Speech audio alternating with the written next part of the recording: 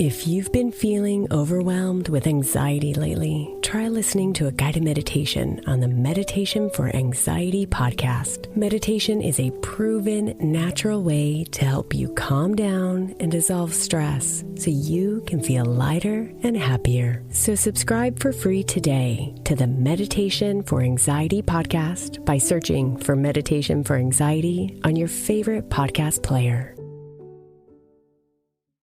This is Optimal Living Daily, episode 2718, Microgratitude by Karl Staib of DigToFly.com. And I'm Justin Malik, your very own personal narrator. Welcome to Optimal Living Daily, OLD for short, where I read the best blogs to you with permission from the authors, covering productivity, minimalism, personal development, all that fun stuff. And with that, let's get right to another post and start optimizing your life. Microgratitude by Karl Staib of DigToFly.com. I could feel it. I gave him soft eyes. My eyes just relaxed and subtly creased into a smile.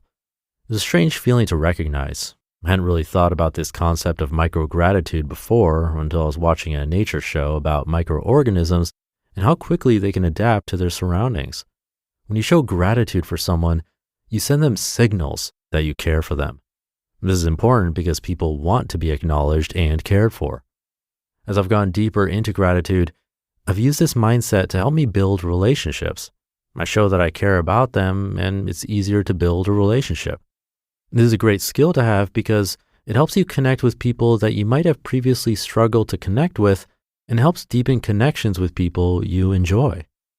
I hopped on to the Mindset First Club group one day and read a few posts. I noticed a theme. It seemed like a lot of people were talking about the thought they had before they had an interaction with someone. That's when the idea of microgratitude surfaced again. The idea of microgratitude is to set yourself up for gratitude before you even enter a situation. Before you go to a meeting, how are you thinking about that upcoming meeting? Do you have positive, neutral, or negative thoughts?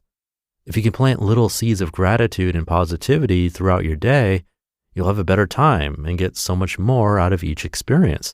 It's why most vacations are so enjoyable. You think about all the cool things you will do on your trip.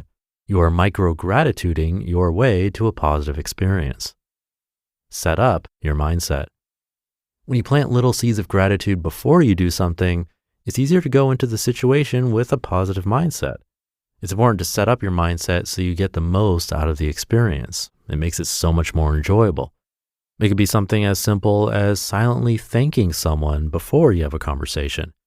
By doing this, you're putting yourself in a grateful place with that person.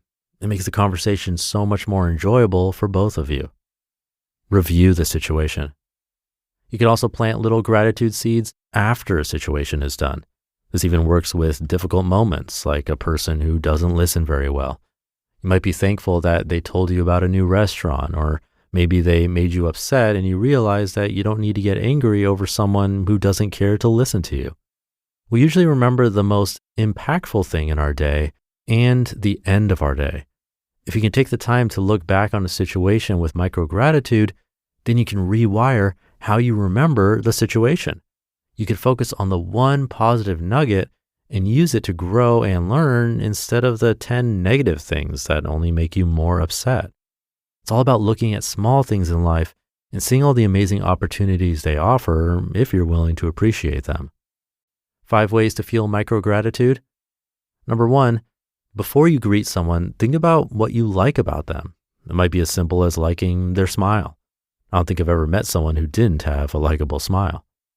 Number 2, before you attend an event, think about how the event can help you grow. I struggled with meetings for the longest time because my mindset was in the wrong place. I changed this by thinking about what I could learn in a meeting or how the meeting could help me grow.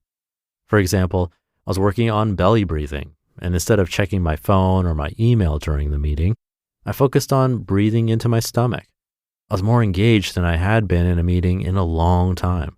I was also less drained by the end of the meeting. Number 3, appreciate the small nuances that you might usually miss. That could be as simple as feeling your butt in a chair or enjoying a sip of cool water. Many of us, myself included, take the small things for granted and don't feel grateful for the simple things in our lives. Number 4, smile at something you wouldn't normally smile at. It could be a tree or your cup of coffee. Just taking a few moments to smile at something will help you appreciate it just a bit more. And number 5, silently thank each person for giving you their attention before you start a conversation. Making microgratitude stick. It can be hard to remember to feel grateful, even just a few hours after something amazing happens to you. You quickly move on to the next thing in your life. It's how our brains are wired. You have to consciously make time to build a microgratitude habit. It won't be easy because life quickly takes over. That's why reviewing your day with a gratitude journal is so important. You're looking back on your day and remembering all the good things that happened in your life. You just listened to the post titled Microgratitude by Karl Staib of DigToFly.com. Imagine you've been stewing about a health problem you have, so much so that you almost resort to texting your group chat to get your friends' opinions, even though you know you won't find quality medical advice from them. But luckily, you can find it from a doctor on ZocDoc.